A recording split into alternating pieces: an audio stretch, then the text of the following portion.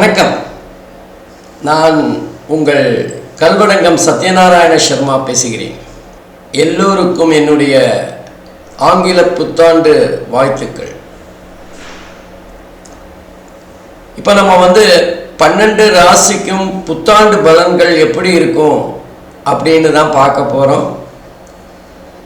எல்லாரும் நிறைய பேர் சொல்கிறாங்க புத்தாண்டு பலன்கள் கிரக அமைப்புகளின்படி எப்படி இருக்கும், கோச்சாரத்தின் மூலமாக புத்தாண்டு பலன்கள், இது எல்லாருமே சொல்கிறாங்க. நம்ம கொஞ்சம் வித்தியாசமாக பண்ணலாமே அப்படின்னு ஒரு சின்ன முயற்சி இது. உதாரணமாக நம்ம புத்தாண்டுன்னு முதல்ல ஞாபகம் வருது, ராத்திரி 12 மணிக்கு எல்லாரும் தெருவில் இறங்கி கொண்டாடுகின்ற, ஒருவருக்கொருவர் வாழ்த்து சொல்லிக் கொள்ளுகின்ற அந்த ஒரு புதுமையான கலாச்சாரம்.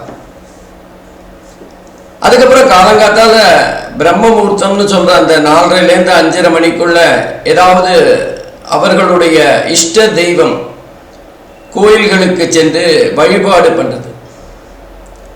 அன்றைய தினம் உறவினர்கள் வீட்டுக்கு சென்று ஒருவருக்கொருவர் தங்களுடைய வாழ்த்துக்களை பரிமாறிக்கொள்வது. இந்த மாதிரி நிறைய விஷயங்கள் அந்த புத்தாண்டு அன்று நடைபெறும். இன்னும் சொல்லப்போனால்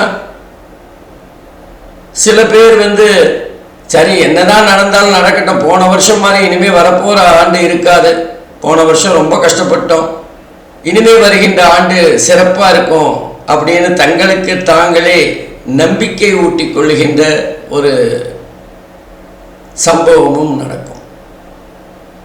ஆனால் பெரும்பாலானவர்கள் என்ன பண்ணுவாங்கன்னா, எவ்வளவு பேர் கோவிலுக்கு போகிறாங்களோ அதே அளவுக்கு இந்த புத்தாண்டில் நான் ஒரு உறுதிமொழி எடுத்துக்கிறேன்.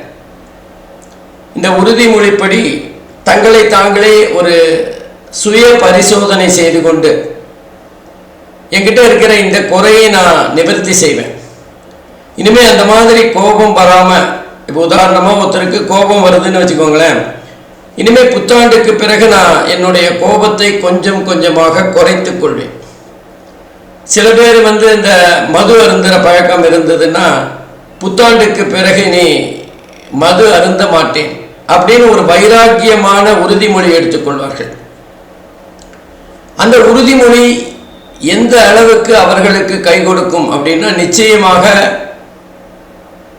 அவர்களை சுய பரிசோதனை செய்து கொண்டு ஒரு உறுதிமொழி எடுத்துக்கொள்கிறார்களே என்றால் அது நிச்சயமாக அவர்களுடைய வளர்ச்சிக்கும் மேன்மைக்கும் மிக பெரிய காரணியாக இருக்கும். இப்போ நிறைய பிரச்சனைகள் சில பேருக்கு வருது. அந்த பிரச்சனைக்கு நம்ம பொதுவாக எல்லாரையும் மற்றவங்கள தான் குறை சொல்லுவோம். ஆனால் ஒரு பிரச்சனையை பெருசாக்காமல் இருக்கிறதுக்கு நாம அந்த இடத்துல எந்த மாதிரியாக நடந்திருக்கணும் அப்படிங்கிற ஒரு சுய பரிசோதனை இருக்குமேயானால் பிரச்சனைகள் குறையிறதோ இல்லை, பிரச்சனைகளோட வீரியம் குறைஞ்சிடும். இதுதான் இந்த புத்தாண்டு பலன்கள் சொல்லுகின்ற காலத்தில் நான் உங்களுக்கு கேட்டுக்கொள்கின்ற ஒரு சின்ன வேண்டுகோள். இந்த வருஷம் நீங்கள் உங்களுக்கு சுய பரிசோதனை செய்து கொண்டு சில உறுதிமொழிகளை எடுத்துக்கொள்ளுங்கள்.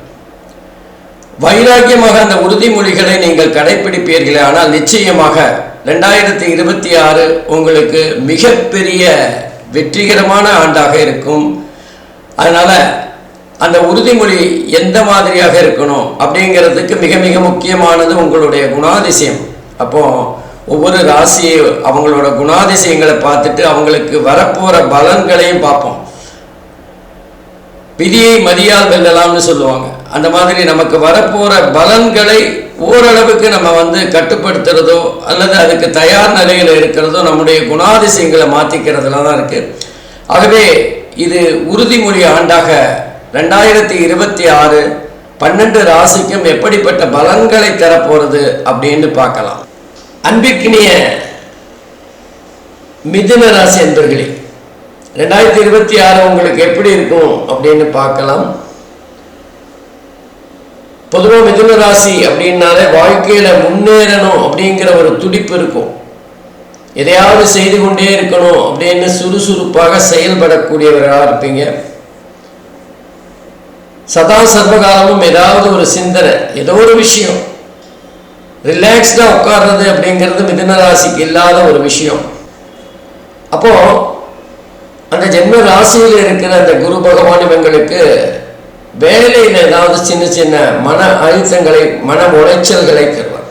சில சமயம் பொறுப்பு அதிகமாகும் போது கூட இந்த மாதிரி மன கஷ்டங்கள் வரும். பண விஷயத்தில் எந்த விதமான கஷ்டமும் இருக்காது. பணம் தாராளமாக புரளக்கூடிய காலகட்டம் தான். ஆனால் என்ன, வீட்டு வாசல்லையே செலவு ரெடியாக காத்துட்ருக்கோம். சம்பளம் வாங்கிட்டு வந்த உடனே செலவு செய்கின்ற ஒரு சூழ்நிலை தான் இருக்கும். அதே மாதிரி 10வது வீட்டில் சனி பகவான் ஓரளவுக்கு சராசரியான பலனை தருவார். ஆனால் சனி குருவோட வீட்டில் இருக்கிறதுனால கொஞ்சம் அதிகப்படியான நன்மைகளை தருவார். வேலை விஷயமாக சில முடிவுகள் எடுக்கின்ற ஒரு சூழ்நிலை ஏற்படும். வேலையில் ஏற்கனவே குரு பகவான் அழுத்தத்தை தந்தாலும் சனி பகவான் இவருடைய கடுமையான உழைப்புக்கு மிகப்பெரிய நல்ல மதிப்பையும் மரியாதையும் ஏற்படுத்தி கொடுப்பார். மேலதிகாரிகளிடம் நல்ல பெயர், புகழ் எல்லாமே கிடைக்கும். அதே மாதிரி வீட்டிலையும் நல்ல பெயர் எடுக்கின்ற ஒரு காலகட்டமாக இருக்கும். அலுவலகம் சார்ந்த பல விஷயங்கள்ல மெதுவாக செயல்படுவது மிக மிக அவசியமாகும்.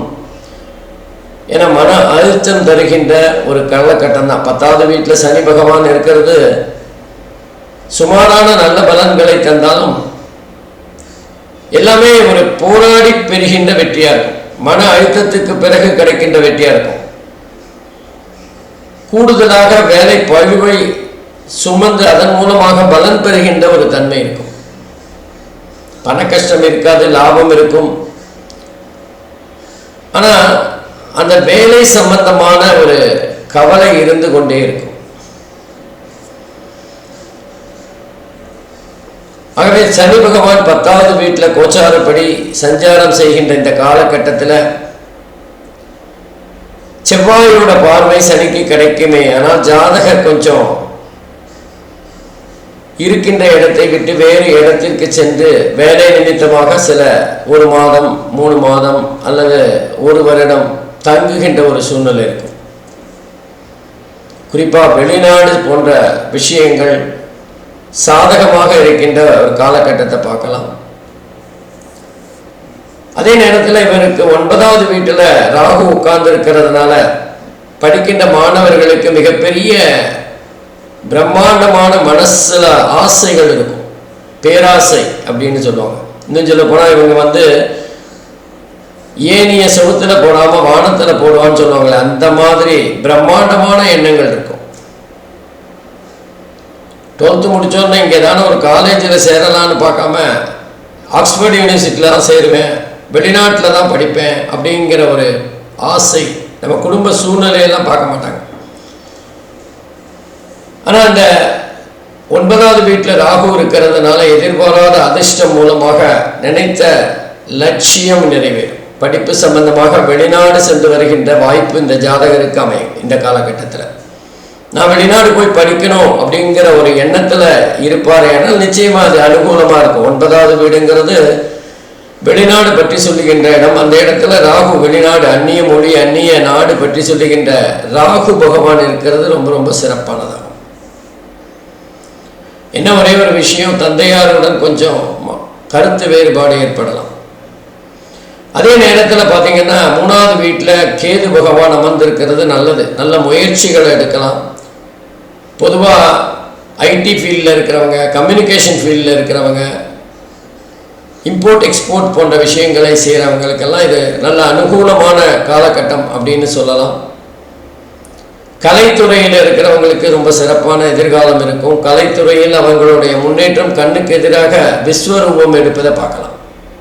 திடீர்னு நமக்கு இவ்வளவு பெரிய அதிர்ஷ்டமா அப்படின்னு அவங்களே ஆச்சரியப்படுகின்ற அளவுக்கு ஒரு திருப்பு முனையான காலகட்டமாக இருக்கும். அதே மாதிரி இளைய சகோதரர் மூலமாக சில நன்மைகள் அல்லது அவருக்கு ஏதாவது உதவிகள் செய்கின்ற ஒரு சூழ்நிலை ஏற்படும்.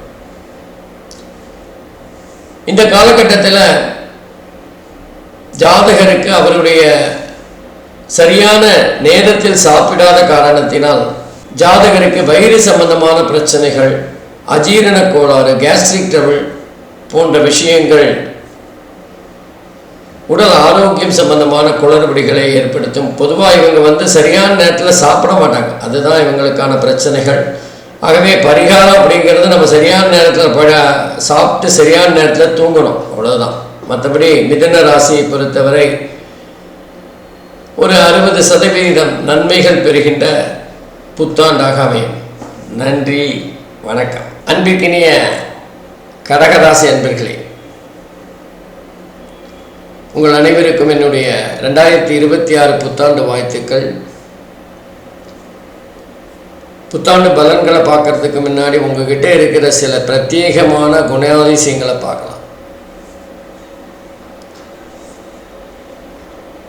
முதல்ல கடகராசி அப்படின்னோன்னா அதோட அதிபதி ஆதிக்க கிரகம் அப்படின்னு பார்த்தீங்கன்னா சந்திரன்.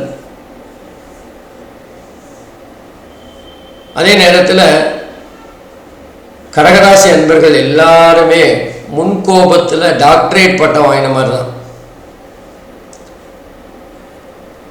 அது மாத்திரம் இல்லை, கோபம் வரும்போது அவங்களோட வார்த்தைகள் தவறி அவங்களுக்கு எதிரிகளை உற்பத்தி செய்து விடுவார்கள். எல்லார்கிட்டையும் ரொம்ப சகஜமாக பழகுவாங்க, ஆனாலும் இவங்களுக்கு நண்பர்கள் குறைவு. ஏன்னா எந்த நேரத்தில் எந்த மாதிரியாக பேசுவார்கள் அப்படிங்கிறது புரியாத புதிர். ரொம்ப விடாமுயற்சி அதிகமாக இருக்கும். பொதுவாக இவங்க மற்றவங்களோட உதவி ஆலோசனை இதெல்லாம் விரும்ப மாட்டாங்க. தன்னோட விஷயத்தில் மற்றவங்க தலையிடுறதையே விரும்ப மாட்டாங்க. ஆனால் அதுக்கு நேர்மாறாக மற்றவங்களோட விஷயத்தை இவங்களா வாலண்டியராக போய் உதவி செய்கிறேன்னு அவங்களுக்கு உதவிகளை செய்து வருவார்கள். நல்ல தாராள மனசு இருக்கும், உதவி செய்யணுங்கிற எண்ணம் இருக்கும். சில சமயம் முந்திரி கொட்டத்தனமாக அவங்களோட விஷயத்தில் தலையிடுறது கூட இருக்கும். அதனால தான் மற்றவங்களோட பிரச்சனையில் வலிய சென்று தலையிடுவாங்க. இன்னும் சொல்ல போனால் மற்றவங்க காரியத்தை செய்யறது தான் இவங்களோட மிகப்பெரிய காரியம் அப்படின்னு கூட சொல்லலாம். இவங்களை பொறுத்தவரை ஆன்மீகம், கலை போன்ற விஷயங்களில் அதிகமான நாட்டம் இருக்கும். கடகராசி தைரியமானவங்க போல தெரிஞ்சாலும் பேய் பிசாசு இதெல்லாம் நம்பிக்கை உண்டு. அது சம்பந்தமான பயங்கள் அதிகமாக இருக்கும். மாணவர்களை பொறுத்தவரை கொஞ்சம் கவனமாக இருக்கணும். நம்ம தகுதிக்கேற்ற ஆசை வச்சுக்கணும். காரணம் என்னன்னா 9வது வீட்டில் சனி பகவான் சஞ்சாரம் செய்கிறார். நம்ம உயர்கல்விக்காகவோ அல்லது வேற வெளிநாடு சென்று படிக்கணும் அப்படிங்கிறதுக்கான முயற்சிகள் செய்யும்போது அந்த சனி பகவான் ஓரளவுக்கு தடுத்துருவார், அல்லது ஒரு தடையை ஏற்படுத்துவார், அல்லது மந்தக்காரங்களா அதனால் மெதுவாக நடக்கிற மாதிரி செஞ்சிருவார். அப்போ மாணவர்கள் கொஞ்சம் தயாராக இருந்துக்கணும். இது இல்லைன்னா அது அப்படிங்கிற அடுத்த ஆப்ஷன் என்ன அப்படிங்கிற ஒரு முயற்சியில் இருக்கணும். அதே நேரத்தில் படிக்கும்போது கவனத்தில் எந்த சிதைவும் இல்லாமல் ரொம்ப சின்சியராக மெதுவாக படித்தாலும் நிதானமாக படித்தாலுமே நம்ம புத்தியை முழுவதுமாக படிப்பில் ஈடுபடுத்துகிற ஒரு சூழ்நிலையை வச்சுக்கணும். கொஞ்சம் மாணவர்களுக்கு இந்த 2026 மார்ச் வரைக்கும் சுமாரான பலன்கள் தான் இருக்கும். அடுத்து 8வது வீட்டில் அஷ்டமஸ்தானத்தில் ராகு பகவான். நம்ம வாகனம் ஓட்டும்போது அல்லது நம்ம தெருவில் நடந்து போது கூட கவனமாக இருக்கணும். அல்லது வீட்டில் வேலை செய்யும்போது எல்லா நேரத்திலையுமே நம்ம கொஞ்சம் கவனமாக இருக்கிறது நல்லது. ராகு 8வது வீட்டில் இருக்கும்போது எங்கேயாவது கீழே விழுந்து அடிபடுறது, கால் கை அடிபடுறது போன்ற விபத்துக்கள் ஏற்படுவதற்கான வாய்ப்புகள் இருக்குது. அதே நேரத்தில் அந்த ராகு பகவான் 8வது வீட்டில் இருக்கிறதுனால கொஞ்சம் நம்முடைய முயற்சிகள் எல்லாமே பேராசையாக மாறுகின்ற ஒரு சூழ்நிலை இருக்கும். கொஞ்சம் கவனமாக இருக்கணும். அடுத்து பார்த்தீங்கன்னா கேது பகவான் கடகராசிக்கு 2வது வீட்டில் கேது பகவான். எப்படி ராகு பகவான் 8ல் இருந்து சின்ன சின்ன பிரச்சனைகளை தராரோ அதே மாதிரி கேது பகவானும் ஓரளவுக்கு அனுகூலமற்ற தன்மையில் தான் இருக்கார். நம்மளோட பேச்சு நமக்கு எதிராக திரும்பக்கூடிய வாய்ப்புகள் இருக்குது. ஏற்கனவே நமக்கு கோபம் அதிகம். இந்த நேரத்தில் நம்ம வார்த்தைகளை கொட்டுறதுனால பல சந்தர்ப்பங்களை, அதிர்ஷ்டங்களை, நண்பர்களை, உறவுகளை இழக்க நேரிடும். அதனால் பேசும்போது கொஞ்சம் கவனமாக பேசணும். நமக்கு என்ன தேவையோ அதை மாத்திரம் சொல்லணும். தேவையில்லாமல் நம்ம ஒரு கணக்கு போட்டு ஒருத்தர் சொல்கிறாரு, நீங்கள் சொல்கிறது தப்புன்னு சொல்கிறது வேற. அறிவு இருக்கா, இது கூட தெரியலையா அப்படின்னு நம்ம பேசும்போது அது அந்த எதிராளியை ஒரு காயப்படுத்தக்கூடிய வாய்ப்புகள் இருக்குது. ஆகவே பேச்சு 2வது வீட்டில் கேது வாக்குஸ்தானத்தில் இருக்கிறதுனால கொஞ்சம் நம்முடைய பேச்சை கவனமாக அமைச்சுக்கணும். அதே மாதிரி குடும்பஸ்தானத்துலேயும் கேது இருக்கிறதுனால குடும்பத்தில் சின்ன சின்ன சலசலப்புகள் இருக்கும். பொறுமை காக்கணும். விட்டு கொடுத்தவர் கெட்டு போனதில்லை அப்படிங்கிற மாதிரி கவனமாக இந்த ஒரு வருஷத்தை நகர்த்தி செல்லணும். அதே மாதிரி பார்த்தீங்கன்னா பண வரவும், நமக்கு வர வேண்டிய பணங்கள் தடைப்படலாம். நமக்கு வர வேண்டிய பதவி உயர்வு, ஊதிய உயர்வு இதெல்லாம் தள்ளி போகிறதுக்கான வாய்ப்புகள் இருக்கும். ஆகவே கடகராசியை பொறுத்தவரை இந்த 2026 பண கஷ்டம் இல்லாவிட்டாலும் மன கஷ்டம் கொஞ்சம் அதிகமாக தான் இருக்கும். கவனமாக கையாண்டால் இதை மிக எளிதாக சமாளித்து விடலாம். நம்ம எந்த நேரத்திலையுமே யாரையுமே பகைச்சிக்கக்கூடாது அப்படிங்கிற எண்ணத்தோடு செயல்பட்டால் மிகப்பெரிய நன்மைகளை கடகராசி என்பர்கள் பெறுவார்கள். நன்றி, வணக்கம்.